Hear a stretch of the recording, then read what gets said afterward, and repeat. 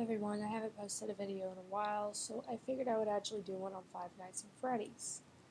I guess a good way to start is I've only played a little bit of the first game and the second, which the second is actually a prequel, as has been stated by the creator himself.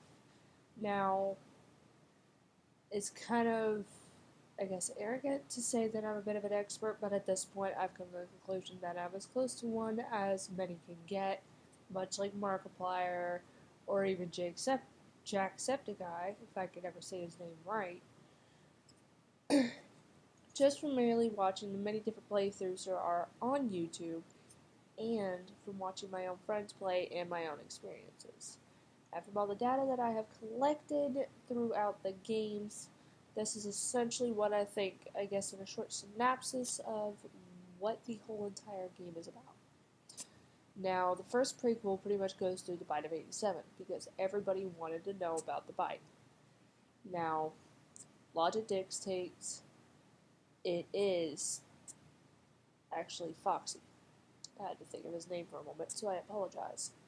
But, again, game dictates he's the only one logically matched for it, considering his jaw is the one that hangs and everything else.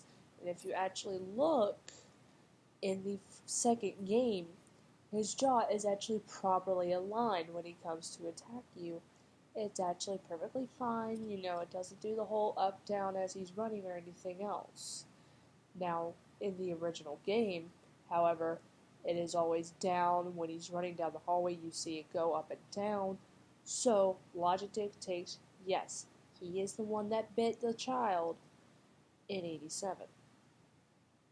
Second part, as far as the toy animatronics, my theory is that they honestly had to do away with them. Think about it. They were the newer ones, they were the better ones, they were the more special, everything else. After the bite, they had to cut down on budgets and everything else. No one's going to want the old ones that smelled rancid, as opposed to the newer animatronics you could take apart, use for parts, everything else. Those ones were not haunted.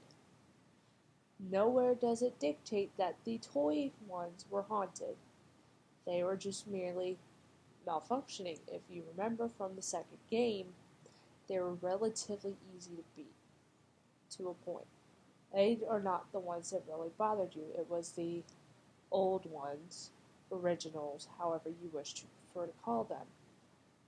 Also, in Game 2, there is actually clips, and they are on YouTube, where they actually show Bonnie taking off his face mask where you see his internal skeleton. I'm sure you understand what I'm trying to say. It is also very early in the morning right now, because I was trying to do this in a night setting for, I guess, the cinematic feel. I don't know.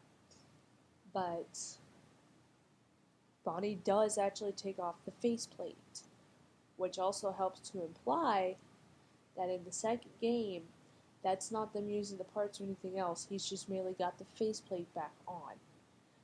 That's the only difference. Now, I believe that to save the restaurant itself, they did sell off the toy ones. So they are probably used in some other way somehow. Who knows? Maybe Disney World turned them into something. Maybe that's a theory. Who knows? But I believe they took those funds to keep the restaurant going and fix up what little they had to of the original animatronics, thus creating the first game. Now, once you sit there, go through the playthroughs and everything else, you will also see information that talks about how the old ones were rancid as far as their stench. They will talk about how they seem to have a glitch and they're falling apart, or the actual creator did say they were haunted. Again, this is why no one would buy them.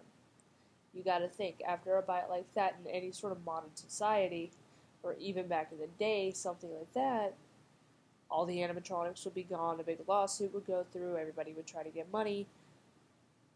What better way than using the toy animatronics? So, following that statement, you have to also consider the fact that,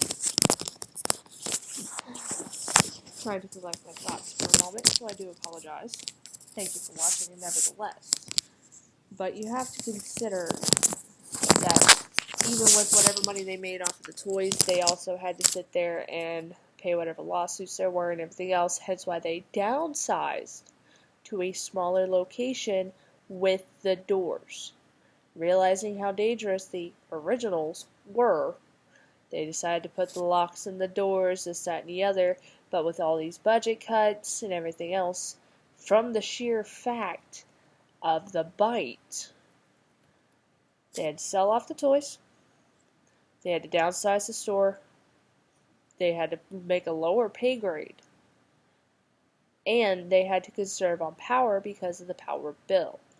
Because remember, back in the day, power bills were a lot more expensive because it usually was 2 or 3 different ones. Usually there was your gas for your heat or whatever.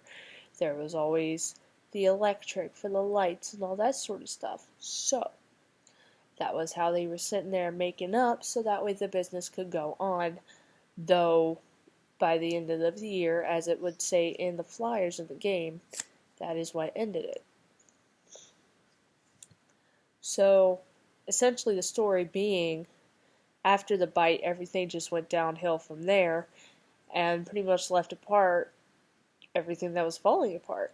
So, of course, the business is going to go out, and now these animatronics are seeing a lot less. The kids are not doing what they're supposed to. They're going against the mechanical part of them, not necessarily the haunting of the children, but more their actual mechanical, processors.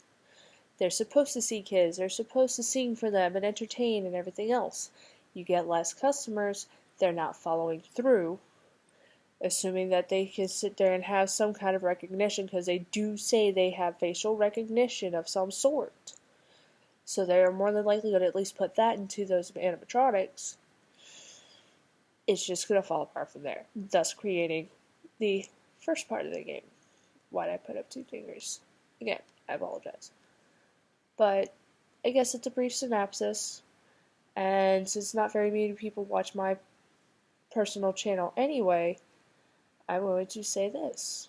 If you do watch, and everything else, feel free to leave comments, and be as brutal as you want, because I can learn from that myself, and if you all prefer, I will redo this video in a much better quality and everything else, so that way this could be a lot more clear and concise.